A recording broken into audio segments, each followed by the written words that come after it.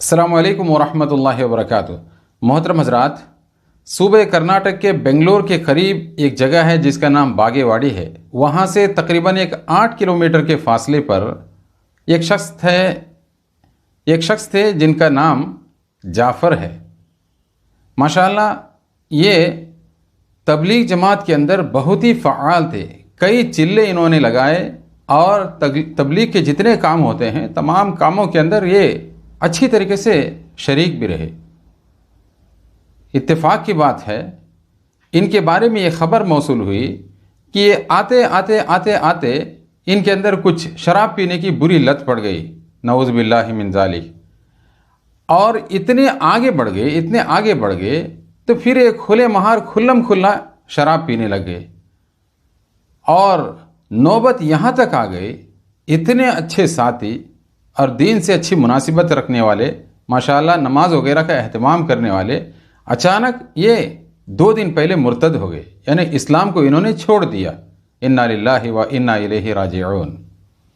اور جو ہندوانہ رسم و رواج جتنے بھی ہوتے ہیں، آپ تصویر میں آپ دیکھیں گے اچھی طریقے سے، وہ پوری شکل و شباہت انہوں نے اختیار کر لی۔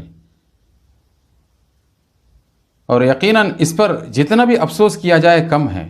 ایک وہ شخص جس کا دین سے، دینیات سے کسی قسم کا کوئی لگاو ہی نہ ہو، اس کے لیے بھی ایسا کام کرنا جائز نہیں ہے۔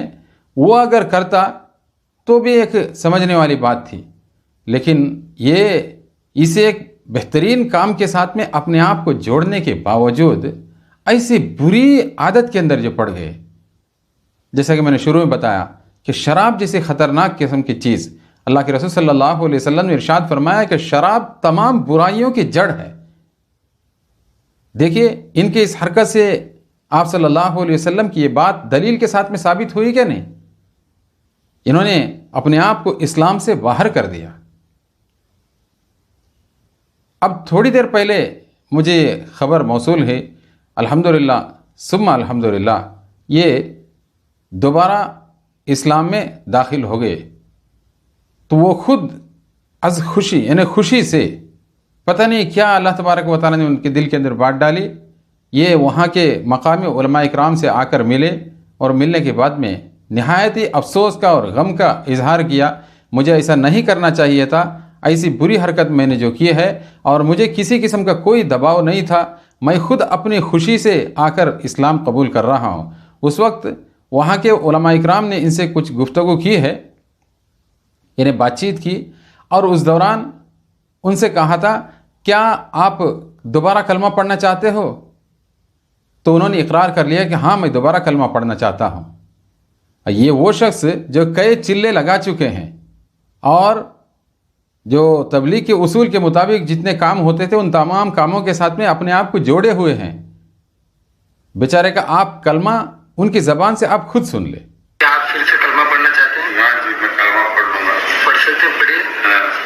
اشہد ان لا الہ الا اللہ محمد رسول اللہ صلی اللہ علیہ وسلم۔ اشہد ان لا الہ الا اللہ محمد رسول اللہ صلی اللہ علیہ وسلم۔ ابھی تک اس شخص کا کلمہ درست نہیں ہوا۔ وہاں کے مقامی علماء اکرام نے بڑی کوشش کی ہے، الحمدللہ انہیں اللہ تبارک و تعالی جزائے خیر دے، کسی طریقے سے انہیں سمجھا بجھا کر پورا کلمہ اور کلمے کا ترجمہ انہیں سکھایا، اور اس کے بعد میں انہوں نے سب کے سامنے اقرار بھی کیا، اور انہوں نے صاف بتایا میں دوبارہ نکاح کرنے کے لیے اپنی بیوی سے تیار ہوں، اور ساتھ ساتھ زندگی بھر موت کے آخری سانس تک دوبارہ میں یہ حرکت نہیں کروں گا۔ تبلیغی جماعت کے جتنے بھی کام ہیں ان تمام کاموں کے ساتھ میں اپنے آپ کو شریک رکھوں گا، اور تادم حیات میں اپنے آپ کو اسلام کے ساتھ میں وابستہ کر کے جوڑ کے رکھوں گا۔ محترم حضرات، یقیناً یہ ایسی گھناؤنی قسم کی حرکت ہے اور ایسی کارگزاری ہے، خدا کرے کہ دوبارہ اس طرح کی کوئی کارگزاری اللہ تبارک و تعالی ہمارے کانوں کو نہ سنائے اور نہ آنکھوں کو دکھائے۔ اور جتنے ہمارے کام کرنے والے حضرات ہیں جو اسے دعوت کے عظیم الشان کام کے ساتھ میں اپنے آپ کو جو جوڑے ہوئے، اللہ تبارک و تعالی مجھ سمیت ہم سب کو ہدایت کے دولت سے مالا مال فرمائے۔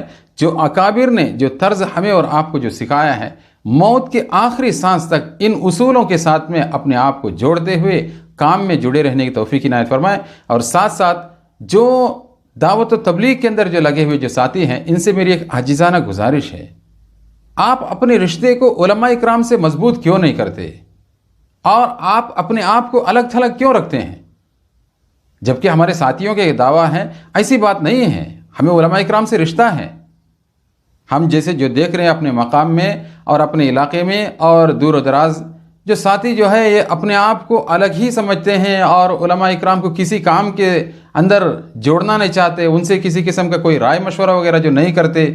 اور خصوصاً آپ لوگوں سے میری عاجزانہ گزارش ہے، جیسا کہ ہمارے پڑوسی ملک کے حضرت مولانا الیاس گھمن صاحب دامت برکاتہ میں ہیں، حضرت بار بار فرمایا کرتے تھے آپ چلہ جو ہے تبلیغی جماعت کو دے دو، چلی یعنی 3 دن ہمارے ادارے میں دے دو.